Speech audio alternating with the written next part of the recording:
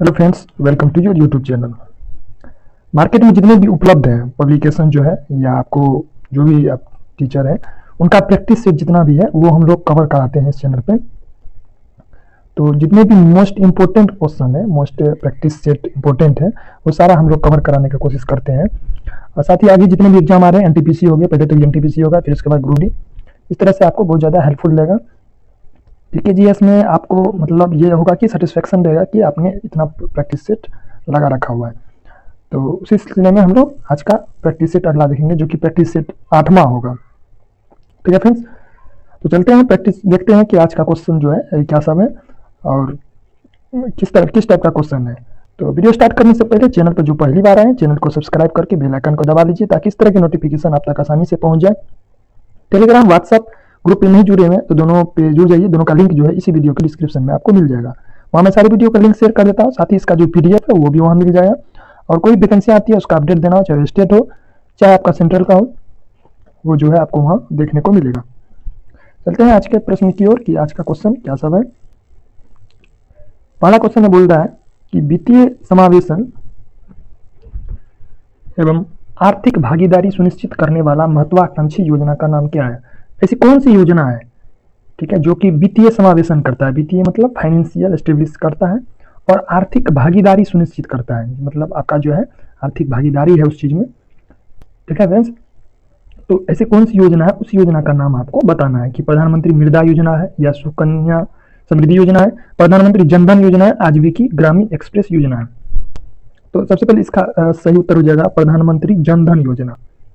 ठीक है फ्रेंड्स, जनधन योजना जो था एक ऐसा योजना है जो कि वित्तीय समावेशन और आर्थिक भागीदारी सुनिश्चित करने वाली योजना का नाम है। अगर पूछे कि आर्थिक भागीदारी सुनिश्चित करने और वित्तीय समावेशन के लिए योजना का नाम क्या है, तो प्रधानमंत्री जनधन योजना। प्रधानमंत्री जनधन योजना का नाम जो है वित्तीय समावेशन और आर्थिक भागीदारी सुनिश्चित करने के लिए है। वित्तीय समावेशन और आर्थिक भागीदारी सुनिश्चित करने के लिए प्रधानमंत्री जनधन योजना है। अब इसकी स्टेब्लिश की बात करूं कि ये इसका स्थापना कब हुआ था, इसका स्थापना हुआ था 28 अगस्त 2014 को। प्रधानमंत्री जनधन योजना का स्थापना कब हुआ था, 28 अगस्त 2014 को। 28 अगस्त 2014 को इसका स्थापना हुआ था और इस योजना का ये जो है वित्तीय समावेशन एवं आर्थिक भागीदारी सुनिश्चित करने वाली योजना है, प्रधानमंत्री जनधन योजना। और जनधन योजना के बारे में बोला जाए तो इसमें जो है 40 करोड़ खाता जो है खोला गया है। 40 करोड़ खाता जो है इसमें प्रधानमंत्री जनधन योजना में खोला गया है। अब थोड़ा सा इससे कहें कि अटल पेंशन योजना क्या है। अटल पेंशन योजना कब जो है 9 मई 2015 को इसको जो प्रारंभ किया गया था। अटल पेंशन योजना को 9 मई 2015 को प्रारंभ किया गया था। फिर आगे मैं बात करूं कि सुकन्या समृद्धि योजना, सुकन्या समृद्धि योजना इसको जो है 22 जनवरी 2015 ईस्वी को प्रारंभ किया गया था। 22 जनवरी 2015 ईस्वी को प्रारंभ किया गया था सुकन्या समृद्धि योजना। 22 जनवरी 2015 को, 28 अगस्त 2014 को प्रधानमंत्री जनधन योजना। अटल पेंशन योजना 9 मई 2015 को, अटल पेंशन योजना 9 मई 2015 को स्थापित किया गया था। चलते हैं नेक्स्ट प्रश्न की ओर। सर्व शिक्षा अभियान निम्नलिखित में से किस आयु वर्ग के लिए। सर्व शिक्षा अभियान जो सरकारी स्कूल में चलता है, तो ये जो है 3-10 के लिए, 4-8 के लिए, 5-15 के लिए, 6-14 के लिए। इसका सही उत्तर हो जाएगा आपको 6-14 के लिए। 6-14 आयु, 6 साल से लेकर 14 वर्ष की आयु के लिए सर्व शिक्षा अभियान जो है। सर्व शिक्षा अभियान में जो है आपको अगर पूछा जाए सर्व शिक्षा अभियान में कौन से क्लास के बीच में है, तो 6 से 14 के बीच में, 6 से 14 आयु एज का जो वर्ग का बच्चा रहेगा वो सर्व शिक्षा अभियान में आएगा। सर्व शिक्षा अभियान के लिए आपको 6 से 14 आयु वर्ग के सभी बच्चे आएंगे। और ये योजना कब स्टार्ट किया गया था, 2001 ईस्वी में स्टार्ट किया गया था। 2001 ईस्वी में कौन सा चीज स्टार्ट किया था, सर्व शिक्षा अभियान, जिसमें क्या हुआ था 6 से 14 आयु वर्ष के बच्चे आपको जो है ये आयु वर्ग के सभी बच्चे आते हैं। पढ़े भारत बढ़े भारत, पढ़े भारत बढ़े भारत, पढ़े भारत बढ़े भारत, ये जो है सर्व शिक्षा अभियान में आते हैं। पढ़े भारत बढ़े भारत।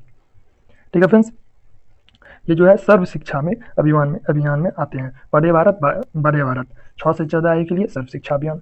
चलते नेक्स्ट प्रश्न की ओर। शिक्षा का अधिकार अधिनियम 2009 कितनी आयु के बच्चे के लिए लागू किया गया। शिक्षा का अधिकार अधिनियम, क्वेश्चन को आपको ढंग से पढ़ना है। शिक्षा का अधिकार अधिनियम 2009 कितनी आयु के बच्चों के लिए लागू किया था, आपको इसलिए बताना है कौन से आयु के लिए है। तो इसका सही उत्तर हो जाएगा 6 से 14। वही चीज हुआ था, सर्व शिक्षा अभियान 6 से 14, शिक्षा का अधिकार अधिनियम 2009 आपको जो है 6 से 14। और इसका जो है शिक्षा का अधिकार कब स्टार्ट किया गया था, कब से लागू किया गया था, 1 अप्रैल 2010 से, 1 अप्रैल 2010 से।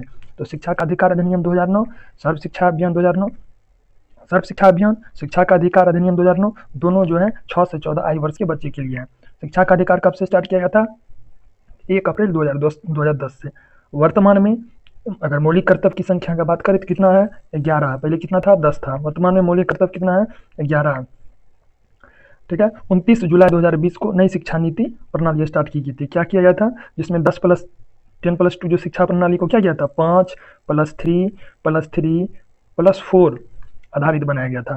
5+3+3+4 जो है ये आधारित बनाया गया था। चलते अगले प्रश्न को। विश्व स्वास्थ्य संगठन का मुख्यालय कहाँ स्थित है, जेनेवा में, लंदन में, पेरिस में, न्यूयॉर्क में।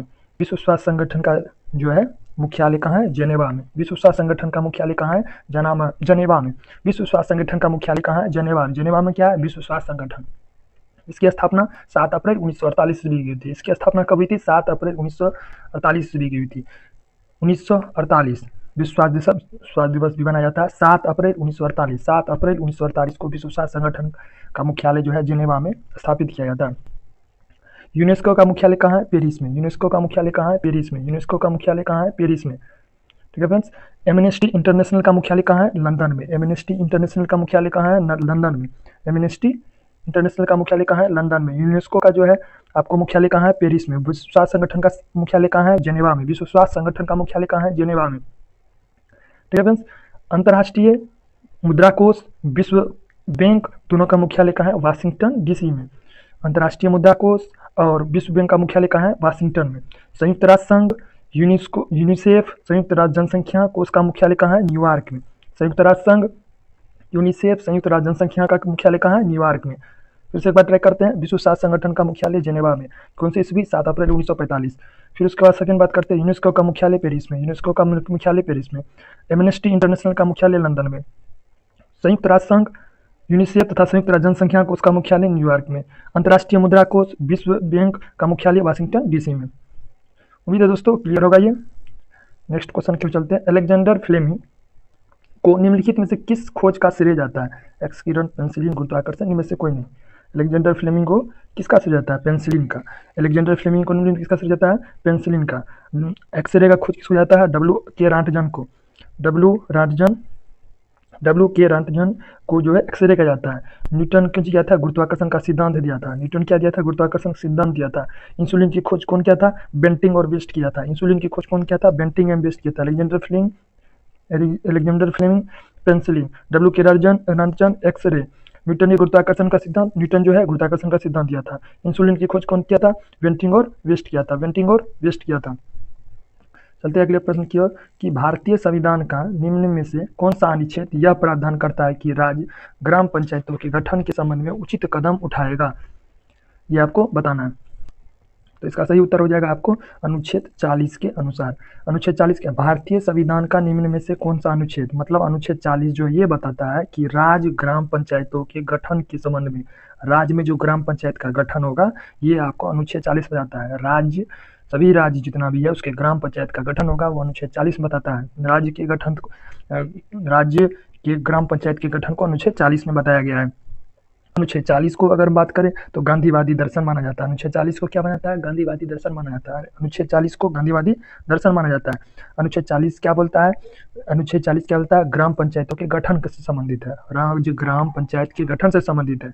अब अनुच्छेद 40 किस चीज का हिस्सा है, राज्य नीति के निर्देशक सिद्धांतों का हिस्सा है। राज्य के नीति निर्देशक के सिद्धांतों का हिस्सा है। चलते अगले प्रश्न की ओर। झूलन गोस्वामी जिन्होंने हाल ही में अपने सेवानिवृत्ति की घोषणा की थी, कौन सा खेल खेलती है, फुटबॉल, क्रिकेट, हॉकी, कबड्डी। तो क्रिकेटर थी, महिला क्रिकेटर थी झूलन गोस्वामी। ठीक है फ्रेंड्स। आप देखिए झूलन गोस्वामी क्या थी, झूलन गोस्वामी क्रिकेटर थी, ये तो पता है। झूलन गोस्वामी क्या थी, झूलन गोस्वामी क्रिकेटर थी। और झूलन गोस्वामी को 2010 में अर्जुन अवार्ड मिला था। झूलन गोस्वामी को 2010 ईस्वी में अर्जुन अवार्ड मिला था। 2010 ईस्वी में अर्जुन अवार्ड मिला था झूलन गोस्वामी को। चलते अगले प्रश्न की ओर। दोस्तों वीडियो पसंद आए तो वीडियो को लाइक कर दीजिएगा और टेलीग्राम पर जुड़ जाइएगा। यही चीज़ जो आप वीडियो देख रहे हैं इसका हो सकता है कि मैं मिक्सअप करके आपको कुछ करवाऊँ, तो टेलीग्राम चैनल पर जुड़ जाइए। जनगणना 2011 के अनुसार भारत में महिला पुरुष लिंग अनुपात कितना है, भारत का लिंग अनुपात कितना है पुरुष और महिला का। ये आपको बताना है। तो इसका हो जाएगा आपको क्या हो जाएगा 943 1000, मतलब 1000 अगर पुरुष है तो 943 महिला है। 2011 का जनगणना ये बताता है कि अगर पुरुष के लिंग अनुपात बात करें, महिला का हो गया 943 और 1000 हो जाएगा पुरुष का। और अब ये इससे पहले जो था 2011 से पहले जो जनगणना हुआ था 2001 में, उसमें महिला का 933 था सिर्फ, तो 943 हो गया है। अगर भारत में सबसे ज़्यादा लिंगानुपात वाला राज्य बात करें तो क्या हो जाएगा, केरल हो जाएगा, जिसमें क्या है 1084 है। सबसे कम लिंगानुपात वाला राज्य बात करें तो पता है हरियाणा। चलते अगले प्रश्न की ओर। अकबर ने निम्नलिखित में से किस नगर की स्थापना की और उसे अपनी राजधानी बनाया? दिल्ली, आगरा, बुरहानपुर, फतेहपुर सीकरी। तो अकबर जो है 1571 ईस्वी में फतेहपुर सीकरी का निर्माण करवाया था। अकबर जो है 1571 ईस्वी में फतेहपुर सीकरी का निर्माण करवाया था। और गुजरात विजय के उपलक्ष्य में, गुजरात पर जो विजय हुआ था उसके उपलक्ष्य में बुलंद दरवाजा का निर्माण फतेहपुर सीकरी में करवाया था। फतेहपुर सीकरी में जो है बुलंद दरवाजे का निर्माण किया था। तो ये अकबर के द्वारा किया गया था। ठीक है फ्रेंड्स। और आगरा में अगर ताजमहल की बात करूं तो आगरा में जो ताजमहल निर्माण हुआ था वो शाहजहां करवाया था। और आगरा कहाँ है? यमुना नदी किनारे बसा हुआ है। आगरा कहाँ? यमुना नदी के किनारे बसा हुआ है। दिल्ली में लाल किला का निर्माण कौन किया था? वो भी शाहजहां करवाए थे। दिल्ली में लाल किला का निर्माण कौन करवाए थे? वो भी शाहजहां करवाए थे। शाहजहां के शासनकाल को क्या कहता है? मुगल काल का स्वर्ण युग कहा जाता है। शाहजहां के शासनकाल को मुगल काल का स्वर्ण युग कहा जाता है। फतेहपुर सीकरी कौन किया था? अकबर किया था। और उसके बाद गुजरात में विजय जो उपलब्ध हुआ था उसमें बुलंद दरवाजा का निर्माण फतेहपुर सीकरी में करवाया था अकबर ने। कौन से ईस्वी में? 1571 ईस्वी में। 1571 ईस्वी में। चलते अगले प्रश्न की ओर। प्राचीन कला में गुप्त व काटक काल की प्रसिद्ध महिला शासक निम्नलिखित में कौन सी थी? कुबोरनाग, दासश्री, प्रभावती, कुमार देवी। इसका सही उत्तर आपको बताना है। तो इसका हो जाएगा प्रभावती। प्रभावती जी थी गुप्त व काटक काल की प्रसिद्ध महिला शासक थी प्राचीन काल में। ठीक है फ्रेंड। वकाटक वंश के संस्थापक कौन थे? बिंद शक्ति थे। वकाटक वंश की अगर बात करूं मैं कि संस्थापक कौन थे? बिंद शक्ति थे। ठीक है फ्रेंड्स। कुबेरनाग एवं कुमारी कुमार देवी चंद्रगुप्त II की पत्नी थी। चंद्रगुप्त II की जो पत्नी थी कौन थी? कुबेरनाग और कुमार देवी। एवं राजश्री हर्षवर्धन की बहन थी। हर्षवर्धन की बहन कौन थी? राजश्री थी। हर्षवर्धन की बहन राजश्री थी। तो इसका सही उत्तर हो जाएगा प्रभावती। प्राचीन काल में गुप्त व कटक काल की प्रसिद्ध महिला शासक कौन थी? प्रभावती। और इससे पहले अकबर ने निम्नलिखित किस नगर की स्थापना की? फतेहपुर सीकरी। फतेहपुर सीकरी है। जो फतेहपुर सीकरी क्यों की थी? गुजरात पर जो विजय पाया था उसके निर्माण में बुलंद दरवाजा का निर्माण फतेहपुर सीकरी में करवाया था। आगरा कहाँ किस किनारे बसा हुआ? किस नदी किनारे थी? यमुना नदी। दिल्ली में लाल किला कौन निर्माण किया था? शाहजहां ने करवाया था।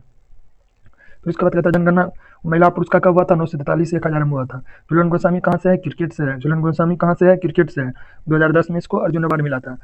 राज्य ग्राम पंचायत गठन का स्थापना कौन सा अनुच्छेद में? अनुच्छेद 40 में है। अनुच्छेद 40 क्या है? आपको राजनीति निर्देशक सिद्धांत का एक हिस्सा है। अनुच्छेद 40 को क्या कहा जाता है? गांधीवादी दर्शन माना जाता है। अलेक्जेंडर फ्लेमिंग किसका किए थे खोज?